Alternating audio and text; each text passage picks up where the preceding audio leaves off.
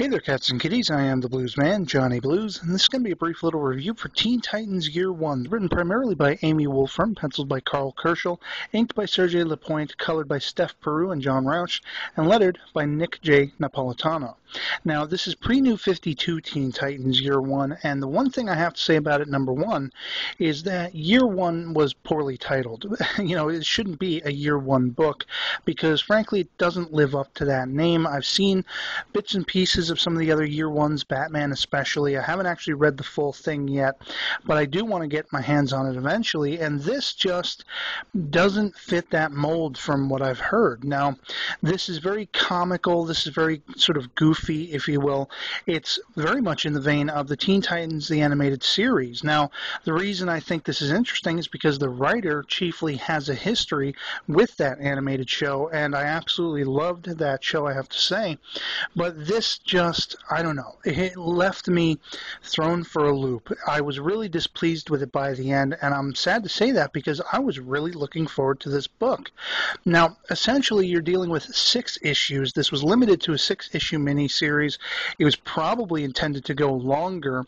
The first 3 issues concentrate on one story, and essentially, it's a very sort of brilliant story. You have the Teen Titans. In this case, the team is Robin, Speedy, Aqua-Lad, Wonder Girl, and Kid Flash, and this is them before they are actually a team. They're sort of updated in the new modern sense of they talk over the computer and text each other and email and all of that stuff, and they haven't actually come together as a team. This is supposed to be sort of looking at how they come together, and the first story is very interesting in that all of their sort of mentors, the people they are sidekicks to, are all becoming criminals. They're becoming very callous toward them.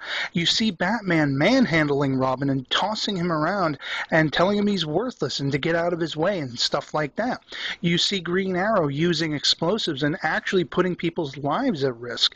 Wonder Woman does the same thing. She taunts a bunch of detectives by throwing a giant sort of statue of a gun at them, and it takes Wonder Girl to stop her. And it gets very intriguing because what exactly is happening to the Justice League heroes? It's left to these Titans to figure it out. Now, my problem comes on those last couple of pages of that 3-issue arc, where essentially they figure out who the villain is. It's this disembodied sort of spirit from another dimension called the Antithesis, and he's mind-controlling the other heroes and all of this stuff. And basically, Robin tells Batman he is turning into a criminal, and boom, everything is done. It sends the Antithesis away, and that's it. I mean, you do get some fisticuffs being thrown. The Titans do team up against their respective Justice League counterparts and have to tie them up, knock them out, that kind of thing. That is a grand spectacle. The entire story was going fluidly. It was very enjoyable. But then, boom, it's like the carpet is ripped out from under you in one panel, and that's supposed to be the end of the story. Now, this follows up with 3 singular issue stories that are pretty much go nowhere, aren't remembered from one to the next. You end up spending $15 on this graphic novel compilation, and what you get for it is a bunch of brilliant art, but then 4 non-endings of a sort. Essentially, the first story that comes after this first 3 issues is basically the Teen Titans being on TV for the first time. They're now a team. They've come up with their official team name, and they're becoming famous. And you have this guy who dons an ant suit. He looks like a big bipedal fire ant who's taunting them. He shuts down the whole TV studio, and he's telling them that they're worthless, they're going to die, this is their last 15 minutes, their 15 minutes of fame. And Robin is nowhere to be seen because he's been told by Batman not to leave a certain lookout in Gotham. And sure enough, at some point Alfred comes along, very cool, very smooth. He's like, you know what, you should be with your friends and that kind of thing. Robin ends up going to help them. And I hoped, as I was reading this story, that this was going to be a twist, that maybe this ant character in a twist was going to be Batman challenging Robin to see would he follow his orders or would he, honor the friendship between his fellow Titans and the responsibilities of that team, But no, yet again, you have a story that in one punch in a panel showing a TV screen where Robin's glove is touching the ant's head, suddenly that story is done. That is the ending of that story. You jump ahead to the next story, and it's basically this failed date between Speedy and Wonder Girl. It's very akin to one of the episodes from the Teen Titans, the animated series, where essentially Cyborg's car gets stolen. In this story, you have Speedy borrowing the Arrow car, and he goes out on his date to impress Wonder Girl. They're hitting it off. They're getting really romantic. They go back to the car, and it's gone. It's stolen. And then, in a very sort of strange twist toward the end of it, once they figure out who stole the car, Wonder Girl is besting the villains, and Speedy feels like she's doing better than he is, and he feels threatened by that, and suddenly he's lost interest in her, and she goes home crying. End of story. That's it.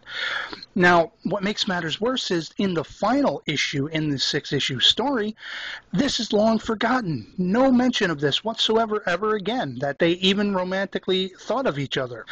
And adding insult to injury, you have the antithesis making his return, which doesn't make any lick of sense, because not only do you have Robin stumbling around his own mind in a dream state, he's calling in the minds of the other Titans, and when they finally all are brought together, boom, no resolution. You have the team basically running toward the off-screen antithesis villain, and that's it. You have this last page that shows Batman very sort of disingenuously calling back on how this entire saga began, where he catches, Robin on the computer trying to talk to his friends.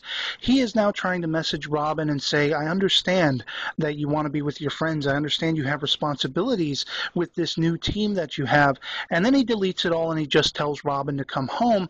And taking a jab at the wary reader, essentially, instead of the end at the bottom of the page, you have the very end. Very is a word in bold type, the biggest letters of the three, just sending it out there. You had high hopes.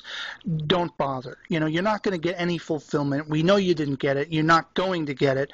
And that's how I feel by the end of this. I was really sorely disappointed. Now, I know this has primarily been a rant more so than a review, and let me say, the plus side is the art. The reason you would pay money for this, if you're a Teen Titans fan, beyond that, just skip it, is the art. The art is fantastic. It's beautiful from cover to cover.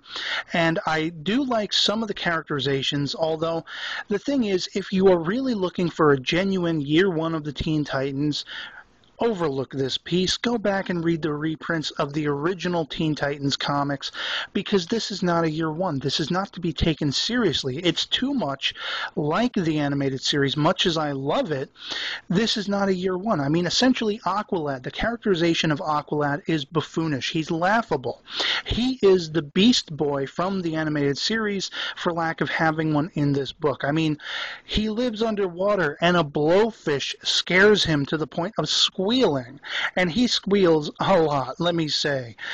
Plus the fact that he has to, basically wet himself, which is the running jab joke at him throughout the entire piece every hour.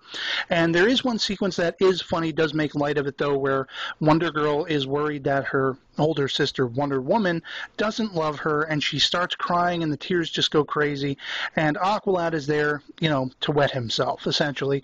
That was somewhat funny. I did also think there is a point where, Kid Flash comes running into the TV studio that they're going to be interviewed at before the Ant shows up, and somebody calls him Speedy, and that's kind of like, yeah, why isn't he called Speedy? But things like that are funny, and there is a charm to it. It's well written when it is well written, but again, the endings are where it sorely suffers, and it's just that carpet being ripped out from under you. It's really disappointing, and I hate to say that going into this. I wanted it to be so cool and so fun, and there are aspects of it that are. But again, to hardcore comics fans, to Teen Titans fans, it's somewhat of an insult, I have to say. And so, purchase it at your own risk.